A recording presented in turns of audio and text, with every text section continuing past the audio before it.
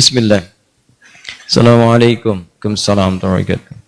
Ustaz, iman saya turun naik. Masya Allah, kayak tangga belum jadi itu turun naik, turun naik. Saya mudah emosi. Semoga Allah tenangkan hati Anda.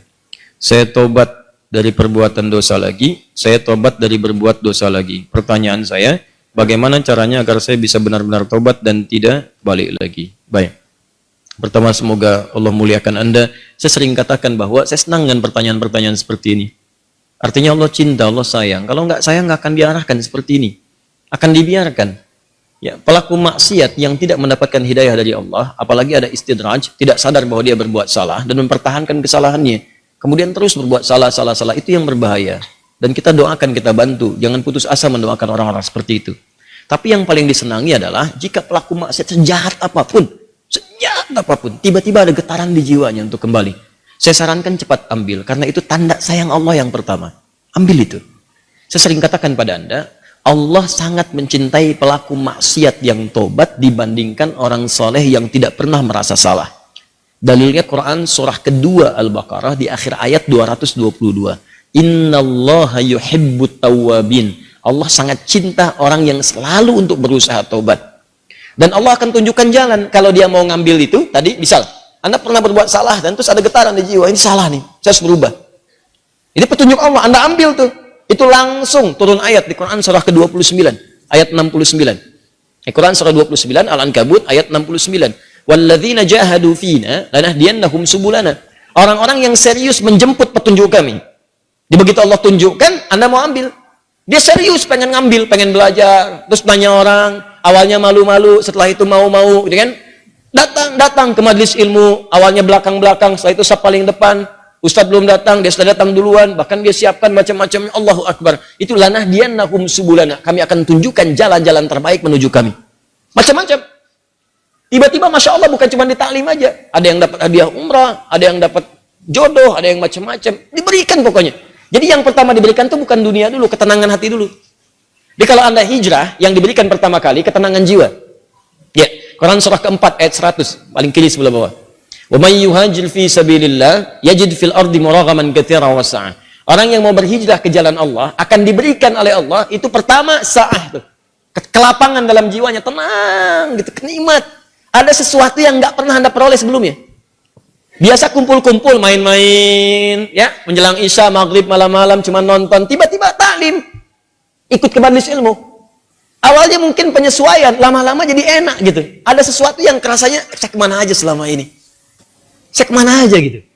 Ini nikmat, bahkan kalau udah dapat halawatul iman, nikmatnya iman, itu ketinggalan sekali, kayak nyesel antum. Saya ketinggalan nih gitu, saya ketinggalan. Ya sama, dulu-dulu sholat fardu biasa ketinggalan. Tapi kalau sudah nikmatnya iman, ketinggalan sholat sunnah, wah, kayaknya ada penyesalan dalam diri Anda. Itulah kenikmatan iman. Nah sekarang, kalau kemudian Anda bertanya, Ustadz, saya pengen tobat. Saya ini pengen tobat. Tapi saya ini berbuat salah lagi. Kadang naik, kadang turun. Kadang naik, kadang turun. Naik, turun itu biasa. Itu di Al-Bukhari disebutkan di Kitabul Iman. Kitab yang pertama. Ada 57 hadis di situ. Kalau iman sedang naik turun, kata Imam Al-Bukhari, buka kitab saya. Dari 97 kitab, 97 pembahasan. Pembahasan pertama babul iman, kitabul iman 57 hadis. Di antara hadis yang mengatakan al-imanu yazidu wa yantaqis. Iman itu naik dan turun. Kadang naik, kadang turun. Yazidu bi ta'at. Rumusnya kalau pengen naik, maka kuatkan iman itu dengan mengerjakan banyak ketaatan. Ketaatan itu buahnya amal soleh. Kerjakan amal soleh. Amal soleh itu detilnya adalah pekerjaan-pekerjaan ibadah. Sholat, amal soleh. Jadi kalau iman sedang turun, pengen dinaikkan, maka perbanyak amal soleh. Ya, amal soleh. Ini. Karena itu dalam Al-Quran kalimat iman sering disandingkan dengan amal soleh. Quran surah 103. Wal 'asr innal insana lafi khusr illa alladziina amanu wa amilus shalihat. Iman wa amilus shalihat. Ini amal soleh. Detilnya amal soleh nampak pada ibadah. Makanya setelah kalimat iman kadang ada detilnya ibadah. Kalimat iman pertama Al-Baqarah ayat 3. Alladzina yu'minuna bil ghaib wa yuqimunas shalah. Salat. Wa mimma razaqnahum infaq. Ya ayyuhalladzina amanu. Al-Baqarah 183. Kutiba alaikumus yang puasa. Tuh. Ini. Jadi kalau iman merasa sedang lemah, sering terdorong berbuat yang kurang bagus, pengen dinaikin, maka rumus cepatnya adalah cepat buru amal-amal soleh. Paksakan. Paksakan untuk mengerjakan. Yang biasa fardu tambah sunnah. Rawatib dulu, latihan. Rawatib. Mutlak, malamnya coba tahajud, walaupun 2 rakaat dulu. Nanti kalau sudah terbiasa, kalau soleh itu sudah baik, rumuskan gini, hidup itu berpasangan. Semua berpasangan.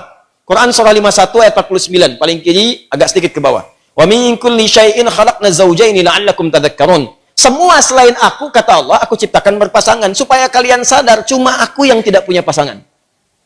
Kata Allah, semua selain aku berpasangan. Yang hidup berpasangan. Ya, laki-laki lawannya perempuan, jantan hewan lawannya betina, putik tumbuhan, Allah, lawannya benang sari. Siang lawannya malam, putih lawannya hitam. Sama persis, baik lawannya buruk. Saya ulang, baik lawannya buruk. Amal soleh lawannya amal salah. Jadi ada yang soleh, ini baik. Ada yang salah, nah ini buruk. Kalau orang sudah biasa baik, maka yang buruk akan tenggelam. Ya, waqul ja'al haqq wa zahaqal batil, innal batila kana zahuqa. Quran surah 17 ayat 81. Paling kiri perkenahan. Ya, katakan kalau yang baik itu pasti muncul. Kalau sudah yang baiknya muncul, buruknya tenggelam. Sebaliknya, kalau buruknya dominan naik ke atas, baiknya tenggelam. Orang sering berkata-kata baik, maka mohon maaf, lisannya akan sulit berkata kotor. Silakan Anda cek, orang yang berkata-kata baik, mau berkata kotor tuh nggak bisa. Sama dengan orang terbiasa lisannya kotor, mau berkata baik nggak bisa. Preman dengan preman berpapasan, apa mungkin mengatakan, Assalamualaikum bro? Nggak ada. Memang apa kayak? Apain gitu? Kiai dengan kiai nggak mungkin berkata kotor. Ustadz dengan ustadz mustahil. Ahli taklim dengan ahli taklim. Assalamualaikum akhi. Waalaikumsalam akhi. Assalamualaikum akhi. Waalaikumsalam. Jadi seperti itu. Jadi kalau Anda terbiasa berbuat baik, maka yang buruknya akan hilang. Maka rumusnya kata Nabi, tingkatkan kesolehan. Salat naikkan. Paksakan. Gini, saya kasih doa ya, cepat ya, untuk menguatkan hati. Ini kalau Anda bisa kerjakan, sedang malas-malas, bacakan dan kuatkan pada hati Anda. Kuatkan. Insya Allah nanti Allah turunkan kekuatan dan Anda bisa kemudian maksimalkan. Allahumma. Ikut aja. Allahumma paksain. Ya. Paksa. Dah. Ganti. Serius. Allahumma ajbirna. Allahumma ajbirna. Ajbirna. Ini bahasa Arabnya. Allahumma paksain.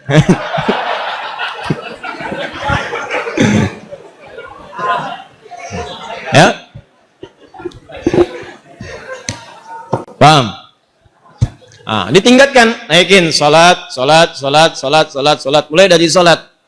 Nah, kemudian ini penting, salat itu yang paling utama karena dalam salat itu banyak kalimat tobat. Antum baru takbir aja, habis takbir kan tobat. Coba lihat. Allahumma ba'id baini wa baina khataaya kama ba'adta bainal masyriqi wal. Ya Allah, mohon jauhkan antara aku dengan kesalahan yang telah aku perbuat. Sejauh-jauhnya. Aku nggak ingin lihat lagi. Seperti engkau jauhkan antara timur dengan barat. Jauhkan ya Allah yang tidak pernah bertemu. Allahumma naqqini minal khataaya kama yunaqqa thawbul abyadu minad danas. Ya Allah, kalau kesalahanku begitu pekat, mohon bersihkan seperti pakaian dibersihkan dari noda. Allahumma ghsilni bil ma'i wa thalji wal barad. Kalau begitu pekat luar biasa, gunakan ya Allah walaupun hanya air yang sangat dingin. Gunakan ya Allah. Maksudnya bersihkan sebersih-bersih. Antum tobat tuh, makanya pahami bacaan-bacaan salat.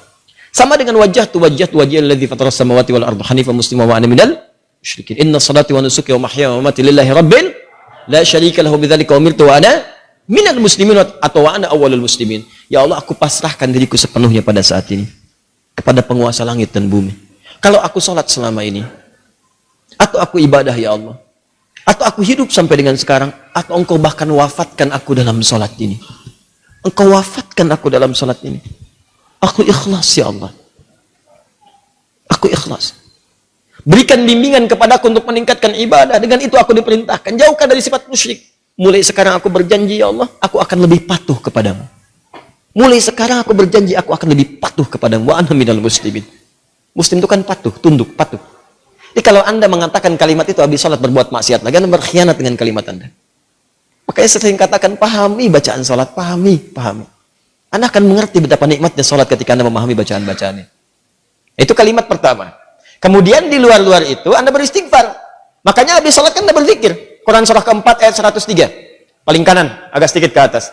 فَإِذَا قَضَيْتُمُ الصَّلَاةَ, maka jika Anda selesai menunaikan salat, fadhkurullaha, maka segera berzikir kepada Allah. Apa zikir pertamanya? Hadis Muslim nomor hadis 571. Astaghfirullah, astaghfirullah, astaghfirullah.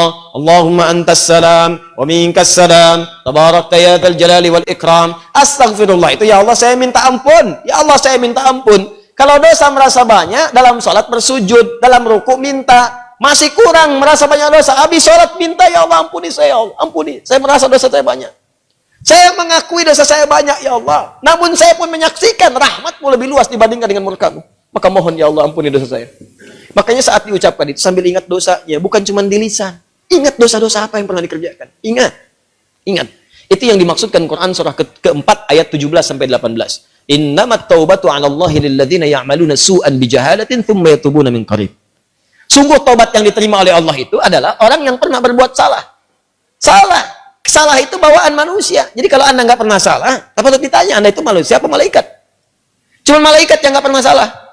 Quran surat 66 ayat ke-6 paling kiri sebelah atas. La ya'sunallaha ma amarahum wa yaf'aluna ma yu'marun. Malaikat nggak pernah salah, nggak pernah bermaksiat, mengerjakan tugas sesuai tupoksinya. Nggak pernah bermaksiat.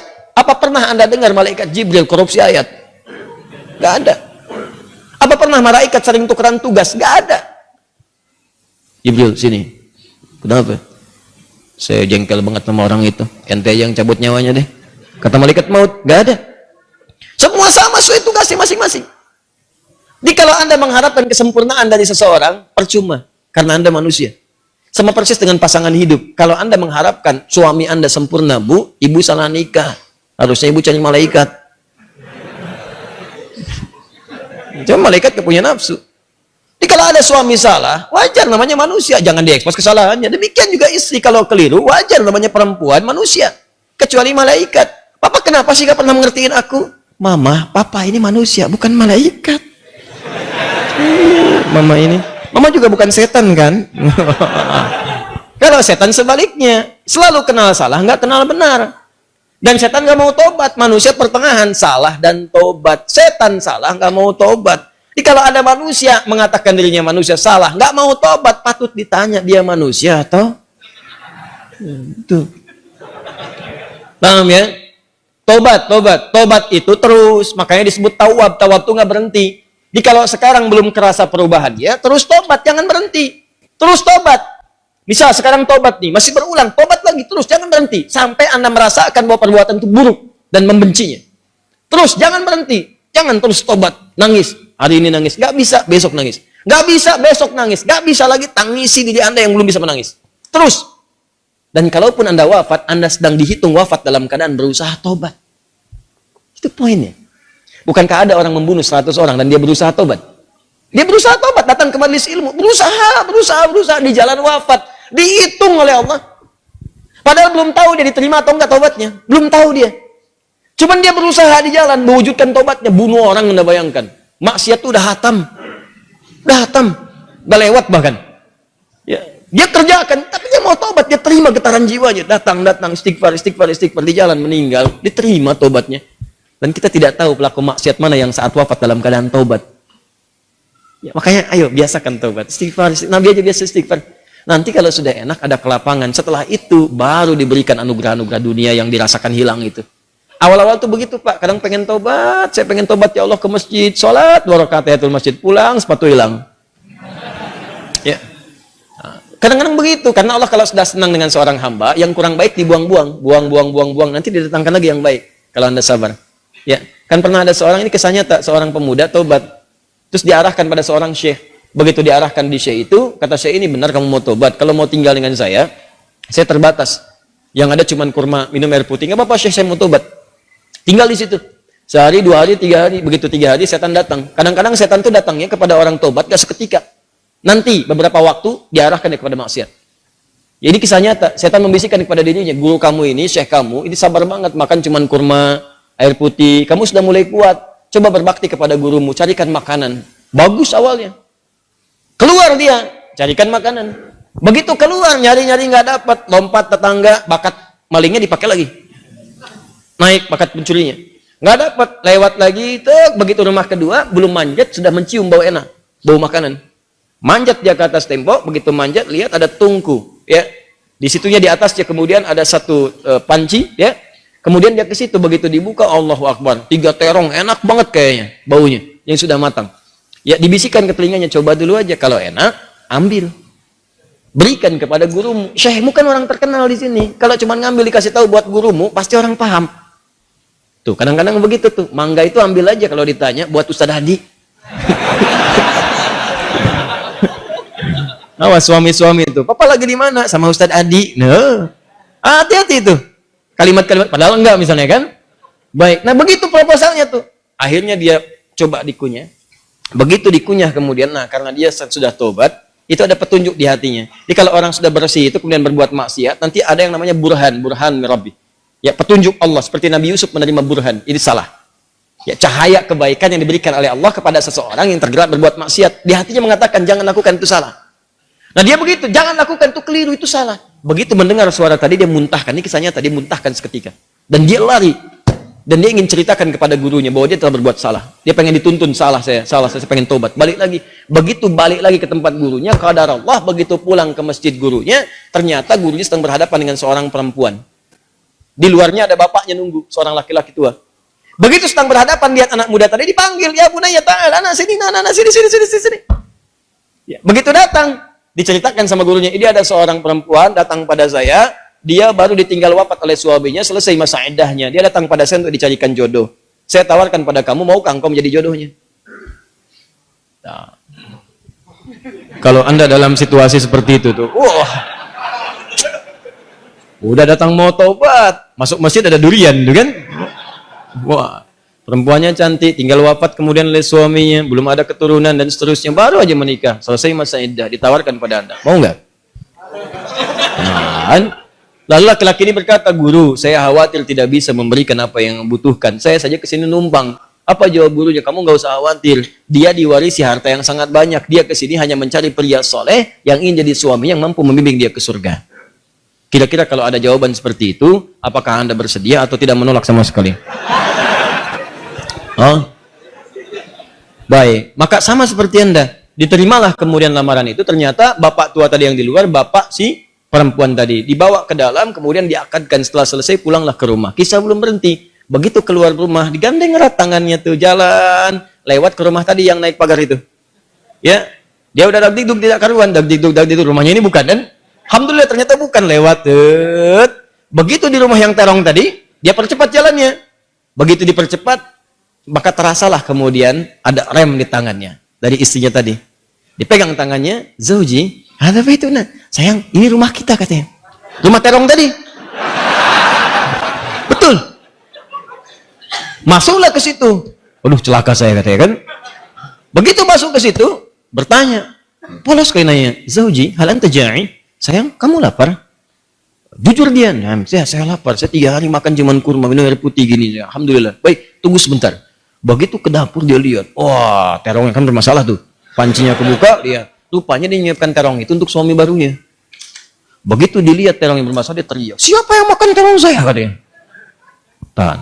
Kalau situasi itu terjadi, bagaimana respon Anda?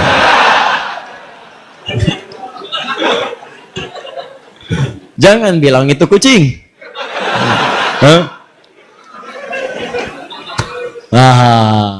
Lalu tiba kemudian tergeraklah hatinya datang. Perhatikan kalau rumah tangga seperti ini, nikmat kehidupan dunia tuh. Ya, tidak akan terjadi perang per dunia pertama, kedua, ketiga dan seterusnya. Lihat baik-baik. Datanglah suami ini mengatakan dengan jujur, Zauji, sayang. Ini di Quran tuh gini, selalu laki-laki perempuan tuh zauj. Kecuali dalam masalah nanti warisan menggunakan zaujah untuk menunjuk kepada gender perbedaan hak waris. Zauji, sayang. Kisahnya begini katanya. Aku ini sebetulnya mencarikan makanan untuk guruku. Lalu setan membisikkan sampai tiba-tiba ke sini aku buka ada terong, aku cicipi. Tapi demi Allah, tidak aku telan, aku muntahkan karena takutku kepada Allah. Sampai aku kembali tadinya mau tobat, sama guru dipanggil suruh nikah sama kamu. Sampai ke sini. Dia jelaskan semua kisahnya. Apa yang terjadi? Kalau ibu mendengar kisah tadi, apakah ibu akan balik lagi kepada guru mengatakan? Hah? Kalau ini terjadi pada setiap perempuan, maka damailah kehidupan di rumah tangga dan di bumi. Tenang kehidupan di bumi. Perhatikan kata perempuan ini. Apa yang dia katakan? Bagaimana anugerah Allah diberikan pada pemuda yang tobat ini. Ahli maksiat, tobat, dapat ketenangan, dan apa hasilnya? Perhatikan. Wallahi, demi Allah. Secuil terong yang kau muntahkan karena Allah itu, maka Allah ganti dengan seluruh terongnya, panci tempat terongnya, rumah tempat terongnya, plus pemilik terongnya.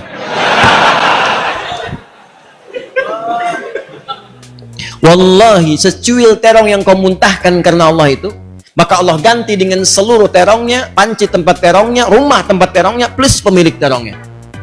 Coba lihat. Pulanglah dari sini cari terong. Ya, tobat.